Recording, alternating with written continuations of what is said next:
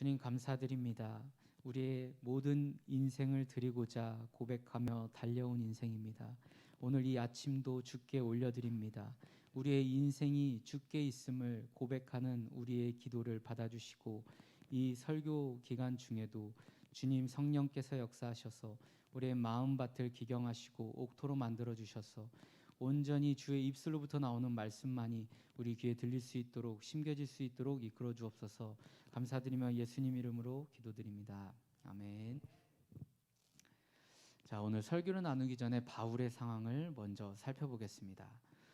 빌립보서 1장 13절에 보니까 나의 매임이라는 표현이 나오고요, 또 14절에 보니까 나의 매임이라고 다시 한번 나옵니다.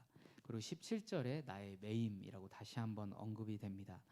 이 나의 매임이라는 것이 우리가 다른 뜻으로 오인할 수도 있습니다. 뭔가에 묶여 있나? 사도 바울에게 큰 근심 걱정이 있나라고 오인할 수도 있는데요. 정확하게 13절에 다시 이렇게 나와 있습니다. 우리 빌립보서 1장 13절 읽겠습니다. 이러므로 나의 매임이 그리스도 안에서 모든 시위대 안과 그 밖의 모든 사람에게 나타났으니. 아멘.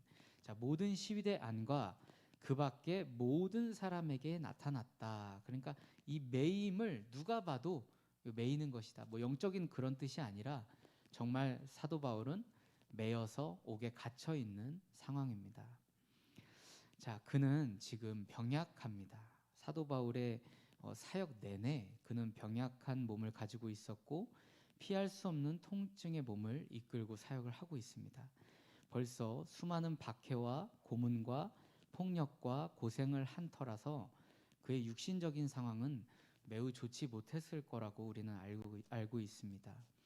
이런 배경을 가지고 그 배경 안에서 사도 바울이 이렇게 고백한 것입니다. 그렇게 생각을 염두에 두시고서 오늘 설교를 들으시면 되겠습니다.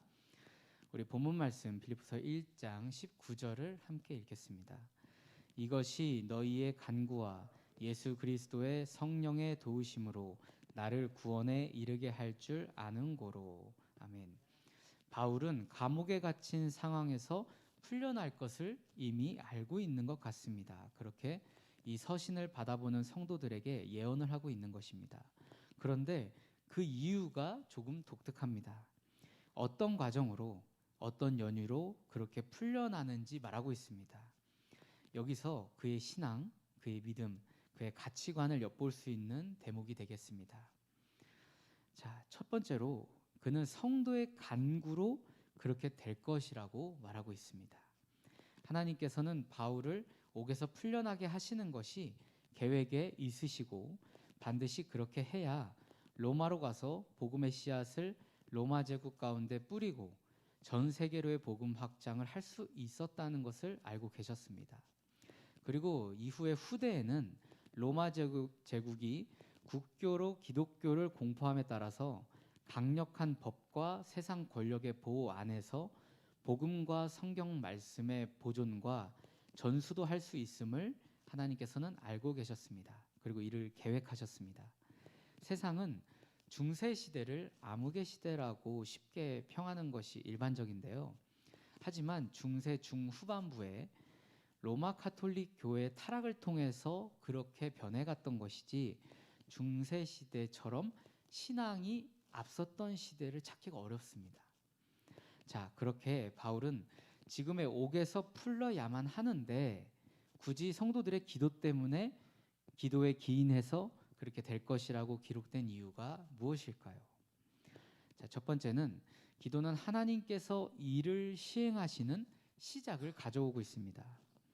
기도는 우리와 함께 가고자 하셔서 자유의지를 묻고 계시는 하나님의 마음이 담겨 있습니다. 우리에게 자유의지를 주신 하나님의 마음은 사랑이고 또 선물이고 또 우리의 특권입니다.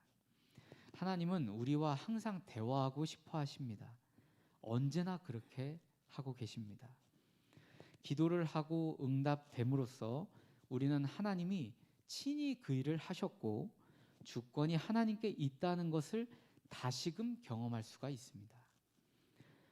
우연이나 우리의 노력이 아니라 오직 하나님께서 그 기도를 들으시고 그 일을 행하셨다.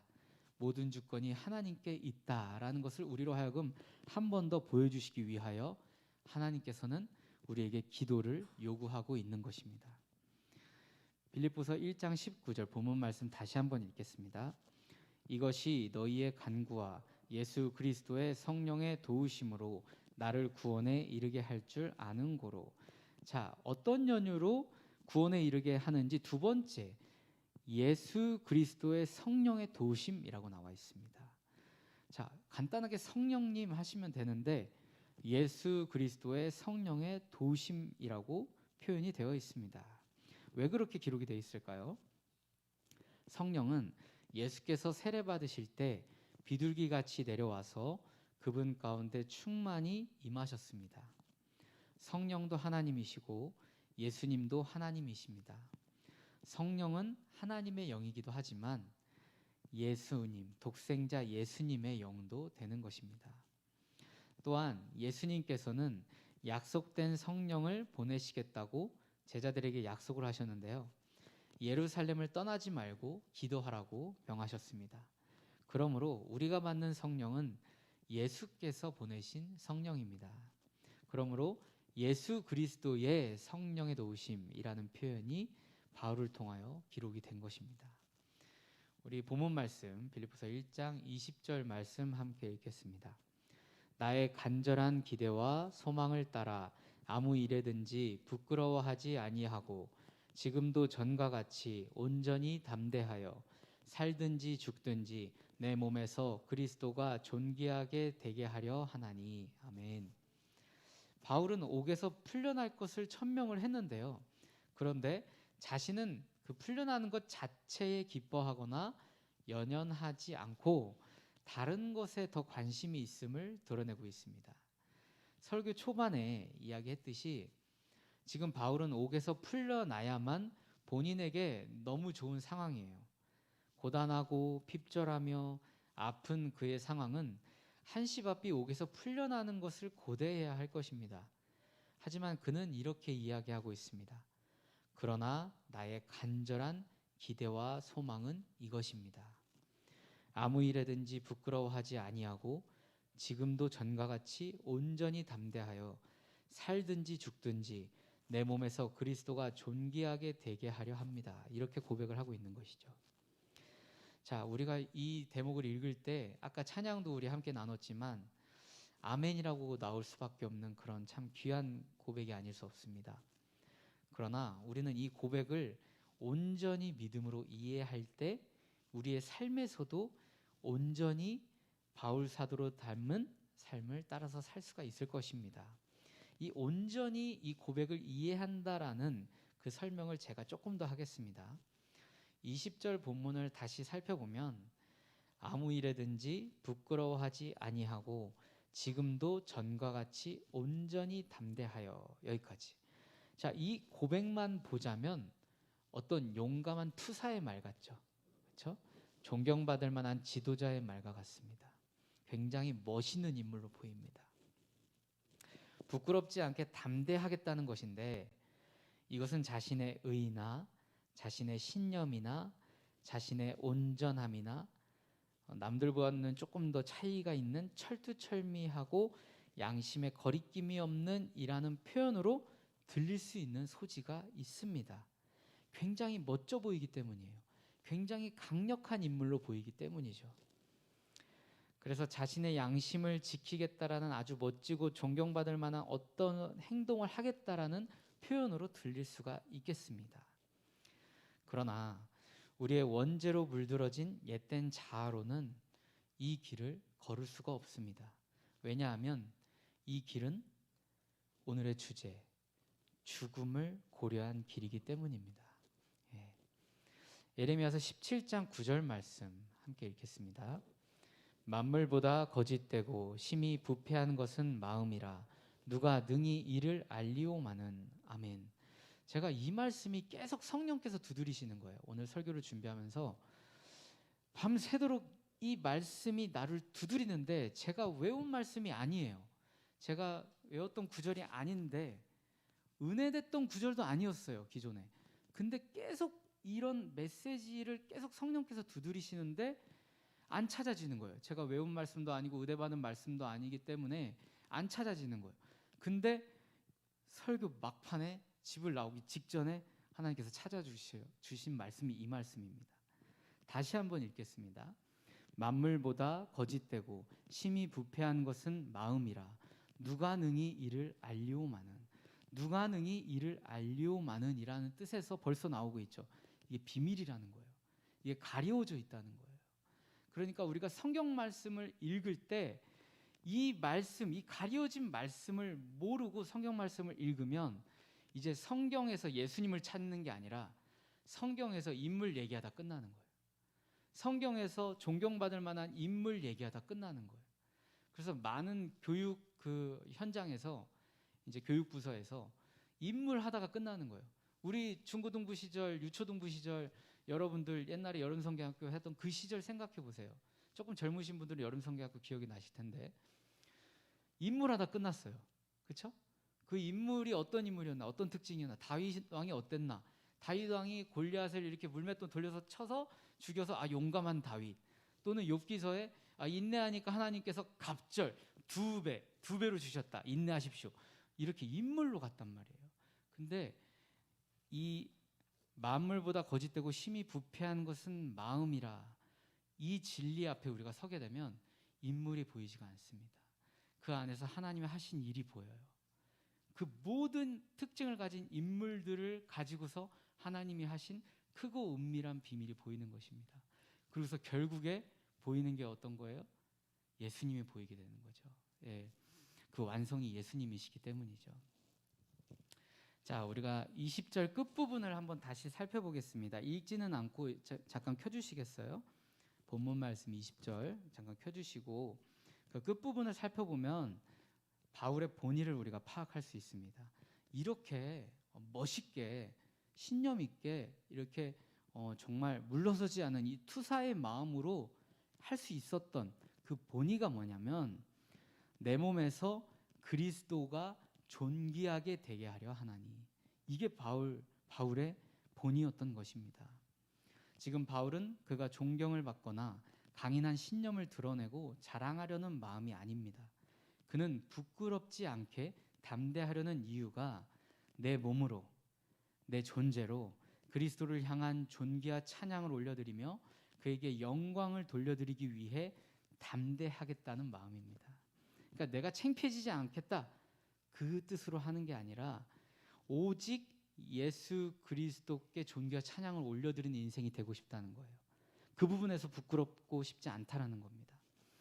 우리는 신념을 지키고 남보다 노력하고 나의 올곧음을 보여주려는 이유가 보통 자신이 높아지려고 할 때 그 에너지가 나와요. 우리 다 솔직해지자고요. 저와 여러분들 다 똑같습니다.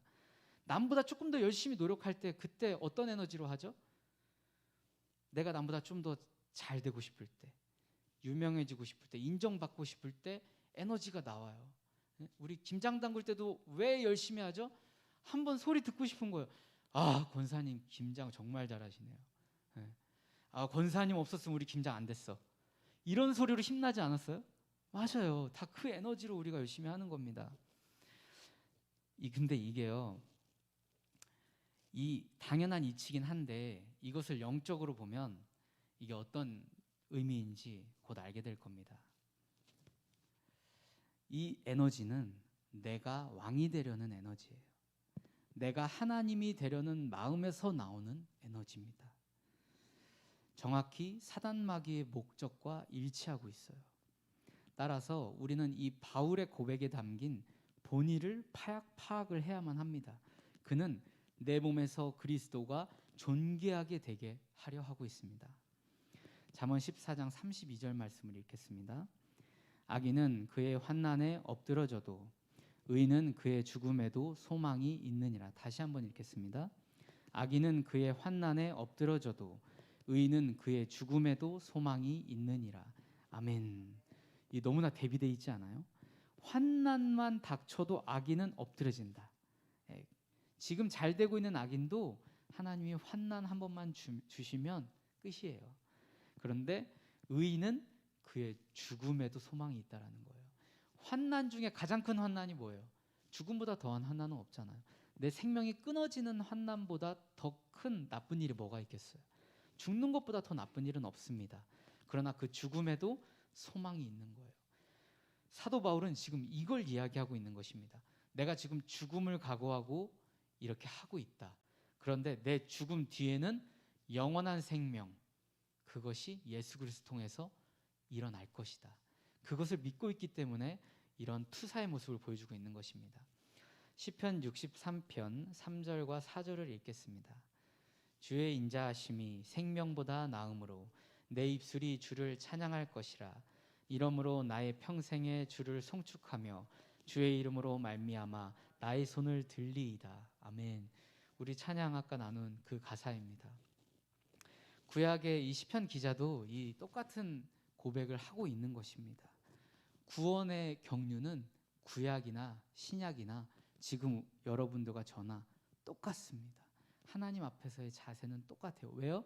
하나님은 어제나 오늘이나 동일하시기 때문에. 예, 그 자세로 지금 시편 기자도 주의 인자하심이라면 내 생명이 없어져도 좋습니다. 내 생명보다 주의 인자하심이 낫습니다. 이렇게 고백하고 있는 것이죠. 그래서 지금 오늘 내가 주님을 찬양하고 있는 것입니다. 내 평생에 주를 찬양하겠습니다. 이런 고백을 하고 있는 것이죠. 우리 본문 말씀 마지막으로 읽겠습니다. 빌립보서 1장 21절입니다. 이는 내게 사는 것이 그리스도니 죽는 것도 유익함이라. 아멘. 자, 바울 사도도 사도 바울도 똑같은 얘기를 지금 하고 있죠. 내가 사는 것이 그리스도니, 나를 살게 하시는 이가 그리스도다. 그러니까 내가 이 옥에서 풀려나는 것도 그리스도께서 하실 거고, 그리고 내가 이렇게 어려움 가운데, 핍절함 가운데, 아픔 가운데 이 사역을 감당해도 완주하게 하실 이도 예수 그리스도시고, 중간에 내가 만약에 죽는다 하더라도 이것이 유익하다. 나에게, 그리고 성도들에게, 그리고 미래의 성도들에게도 유익하다. 이 확실한 믿음을 가지고 지금 이 순교의 자리로 나아가고 있습니다. 우리의 삶을 돌아봅시다. 우리 삶 가운데 한 걸음 한 걸음 걸어가는 것이 때로는 한 번의 순교보다 어려울 때가 있습니다. 하나님 뜻대로 살아가는 것이 한 번의 순교보다 어려울 수 있어요. 끝도 없는 자기 부인과 자기 십자가를 지는 삶이기 때문이죠. 우리가 오늘 아침에 이렇게 모인 것도 하나님께서 이 사도 바울의 장면을 보여주시면서 어떻게 이 하루를 살아가야 하는지 알려주시기 위함이 아닐까 생각이 듭니다. 우리가 죽는다 하더라도, 우리가 살더라도, 우리가 아프더라도, 우리가 병이 치유가 되더라도 관계없이 다 유익하다. 이 모든 것이 합력하여 선을 이루신다라는 믿음을 가지고 살아가시는 저와 여러분 되기를 소망합니다. 아멘. 우리 주기도문 하심으로 기도에 마치도록 합니다. 하늘에 계신 우리 아버지여, 이름이 거룩히 여김을 받으시오며 나라에 임하옵시며 뜻이 하늘에서 이룬 것 같이 땅에서도 이루어지이다. 오늘날 우리에게 일용할 양식을 주옵시고 우리가 우리에게 죄지은 자를 사하여 준 것 같이 우리 죄를 사하여